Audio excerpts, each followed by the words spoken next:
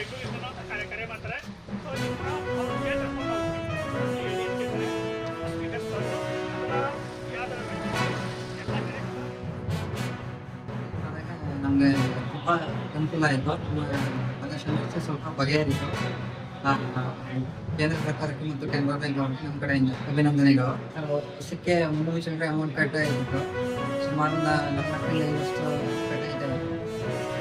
ಕಟ್ಟಾಗಿ ಪುನಃ ಡೆತ್ ಆದಾಗ ಅದು ಸುಮಾರು ಒಂದು 2 ಲಕ್ಷ ಅಮೌಂಟು ನಮಗೆ ಡೆತ್ ಕ್ಲೈಮ್ ಆಯಿತು. ಸಾರ್ವಜನಿಕ ಅನುಕೂಲ ಆಗುತ್ತೆ. ಸಾರ್ವಜನಿಕರು ಅದನ್ನು ಒಳ್ಳೆ ರೀತಿಯಲ್ಲಿ ಬಳಕೆ ಮಾಡ್ಕೋಬೇಕು. ಬ್ಯಾಂಕ್ ಅವರು ಇದನ್ನ ಅವೇರ್ನೆಸ್ ಮುಗಿಸ್ತಿರೋದು ನಮಗೆಲ್ಲ ಸಂತೋಷ ತಂದಿದೆ. ಈ ಸಾಕಷ್ಟು ಜನ ಇದರಿಂದ ಬೆನಿಫಿಷಿಯರ್ ಯೂಸ್ ಮಾಡ್ಕೊಂಡಿದ್ದಾರೆ. ಸಾಕಷ್ಟು ಜನಕ್ಕೆ ಗೊತ್ತಿಲ್ಲ, ಅವೇರ್ನೆಸ್ ಮೂಡಿಸ್ಬೇಕು. ಹಂಗಾಗಿ ಈಗ ಬ್ಯಾಂಕ್ ಅವ್ರ ಮುಖಾಂತರ ಹೆಡ್ ಆಫೀಸ್ ಮುಖಾಂತರ ಒಂದು ಟೋಲ್ ಫ್ರೀ ನಂಬರ್ ಅಲ್ಲಿ ಅವ್ರಿಗೆ ಅವೇರ್ನೆಸ್ ಮೂಡಿಸೋದ್ರ ಮುಖಾಂತರ ಅನುಕೂಲ.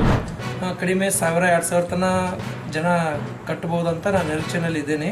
ಇದರಿಂದ ಕೃಷಿ ಇಲಾಖೆಗೆ ಜಾಗೃತ ಮೂಡಿಸಿ ಅತಿ ಹೆಚ್ಚು ಜನಸಂಖ್ಯೆ ಇದು ಫಸಲ್ ಬಿಮಾವನ್ನು ಕಟ್ಟಬೇಕೆಂದು ಮತ್ತು ಕಟ್ಟಬೇಕಂದ್ರೆ ನಿಮಗೆ ನಿಯರೆಸ್ಟ್ CSC ಸೆಂಟರ್ ಅಥವಾ ಗ್ರಾಮವೊಂದಲ್ಲಿ ಹೋಗಿ ನೀವು ನೋಂದಣಿ ಮಾಡಿಕೊಳ್ಳಬಹುದು. ಇದರಿಂದ ಭಾಳ ಅನುಕೂಲ ಆಗಿದೆ. 1,83,000 हेक्टेयर जो हमारा crop due to dry root and wilt जो डैमेज हुआ था, जिसकी वजह से हमारा ये बहुत सारा कम है.